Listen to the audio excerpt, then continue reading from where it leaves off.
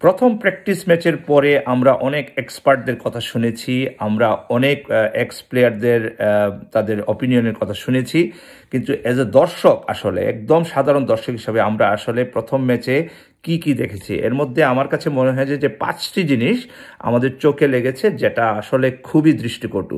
কারণ প্রথম ম্যাচে প্র্যাকটিস ম্যাচে এরকম ইউএসের সাথে আমরা এক্সপেক্ট করি নাই যে আমাদের দলের এই পারফরমেন্স। তো ফার্স্ট অফ অল আমরা সবাই, বিশেষ করে একদম যে ক্রিকেট গতকালকেও শিখেছে, সেও ফিল করেছে ওয়ের ইজ জুনিয়র তামিম। অর্থাৎ যে ওপেনিং মূল পর্বে সে শুরু করবে, তাকেই প্রথম ম্যাচে বসে রাখা হয়েছে এইখানে অন্যকে সুযোগ দেওয়ার জন্য। এবং সেই ছেলেটি গত কয়েকটা সিরিজে ধারাবাহিকভাবে পারফর্ম করে আসছিল। সো এই জিনিসটি সবার চোখের মধ্যে ধরা পড়েছে, না ওয়ার ইজ জুনিয়র তামিম, এখানে কেন তাকে তোলা হলো না।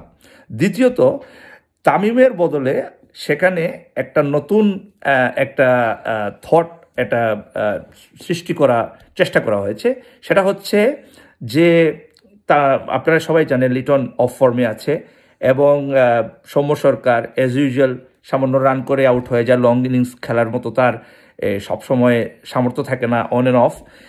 তাদের দুজনকে দিয়ে মানে শুরু করাটা, মানে একজন অফ ফর্মের প্লেয়ারকে কিভাবে জোর করে মানে ফর্মে আনা যায়, সেই চেষ্টা করাটা একটা বৃথা চেষ্টা এবং এটা একটা রং ওয়ে। একটা মানুষের যখন ফর্ম থাকে না, তাকে কিন্তু প্রায় মাঝে মাঝে 6 থেকে প্রায় বছরখানিক লেগে যায় তার ফর্মে আসতে। সেখানে আমরা একজন অফ ফর্মের প্লেয়ারকে মূল দলে নিয়ে আমরা তাকে চেষ্টা করছি ফর্মে আনা। এই জিনিসটা সবার চোখে লেগেছে। তৃতীয়ত যে জিনিসটা লেগেছে সেটা হচ্ছে ক্যাপ্টেন্সি, শান্ত। সে নিজে ফিল্ডিংয়ের সময় তার উল্টাপাল্টা ডিসিশন এবং তার নিজস্ব যে পারফরমেন্স, 11 বলে 3 রান করে মানে দলকে প্রেসারে ফেলা। সো এখানে আমি আসলে কি বলবো, কোনো দিন আমরা দেখি নাই যে মাহমুদুল্লাহকে মতো প্লেয়ারকে দিয়ে ওপেনিং বোলিং করাচ্ছে।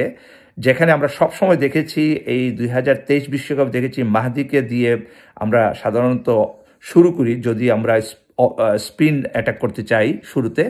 সেখানে কিন্তু দেখা গেল যে মাহমুদুল্লাহকে প্রথম ওভার এবং লাস্টের ওভার যেখানে সাকিবুল হাসানের 1 ওভার রয়ে গিয়েছে, সেটা আমাদের মানে তৃতীয় একটা কারণ যে প্রথম ম্যাচ থেকে আমাদের যে বাজে এক্সপিরিয়েন্স দর্শকরা দেখেছে যে কি আসলে হচ্ছে।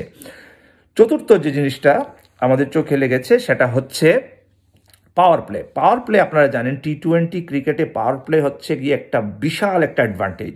এখানে আপনি ইউএসের সাথে 5 থেকে 6 রানের ব্যবধানে হেরে গিয়েছেন, অর্থাৎ তারা মনে হয় 43 এবং আমাদের হচ্ছে 37 রান। সো এইখানে আমরা মানসিকভাবে হেরে গিয়েছি, কারণ পাওয়ার প্লে 6 ওভারে যেহেতু সবাই ভিতরে থাকে এবং এখানে পাওয়ার হিট হয়, মানে যত রান ক্যাপিটালাইজ করা যায়, সেখানে আমরা ব্যর্থ হয়েছি। সো এই জিনিসটাও আসলে মানে চতুর্থ কারণ আমি মনে করি আমাদের দলের ব্যর্থতায়। পঞ্চম যে জিনিসটা আমি দেখছি যে মানে গত 2-3 দিন ধরে ধারাবাহিকভাবে সবাই ব্যাটসম্যানদেরকে দোষারোপ করছে, কিন্তু বলারদেরকে সেভাবে দোষারোপ করছে না। আমি কিন্তু এখানে বলারদেরকেও আসামি বানাবো, কারণ এত এক্সপেরিয়েন্সড একটা বোলিং লাইন আপে আপনি আশা করতে পারেন না যে শেষ 5 ওভার অর্থাৎ 30 বলে 60 রান লাগে, সেখানে আমরা সব রান দিয়ে দিলাম। মাহমুদুল্লাহ 16 নম্বর ওভার করেছে, পরে যে ওভারগুলো করেছে মাঝখানে মুস্তাফিজ এবং শরীফুল, সবাই এখানে 16-17-20 রান করে দিয়েছে। যার কারণে আমি মনে করি এত এক্সপিরিয়েন্স তাহলে লাভ কি? এত এক্সপিরিয়েন্স গেইন করে তো লাভ হলো না। আপনি যদি 30 বলে 60 রানকে আটকাতে না পারেন, তাহলে কিন্তু বলাররা ব্যর্থ। সো এই 5টি জিনিস দর্শকদের চোখে পড়েছে। আজকে হচ্ছে সেকেন্ড প্র্যাকটিস ম্যাচ।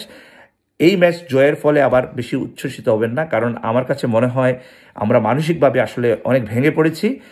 বাংলাদেশের নতুন কম্বিনেশন কিছু নিয়ে আসবে নিশ্চয়ই। শান্ত তো আর একা সিদ্ধান্ত নেয় না, নিশ্চয়ই এখানে কোচ এবং আদার ম্যানেজমেন্টের সবাই ইনভলভ থাকে। সো এই দ্বিতীয় ম্যাচে কি হয় সেই অপেক্ষায় রইলাম, এবং আমাদের দর্শকদেরকে আবারও কোনো ধাক্কা খেতে হয় কিনা আজকের ম্যাচ দেখার পরে আবার ভিডিওতে আসবো। সবাই ভালো থাকুন।